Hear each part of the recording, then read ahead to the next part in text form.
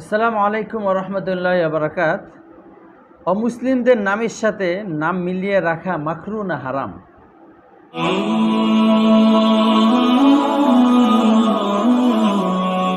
এর উত্তর হলো, যদি অমুসলিমদের নামটা কোনো শিরকযুক্ত নাম হয় এবং খারাপ অর্থবহ নাম হয়, যে নামটার ভিতরে শিরক বোঝা যায়, তাহলে তো ওই নামটা রাখা অবশ্যই হারাম হবে।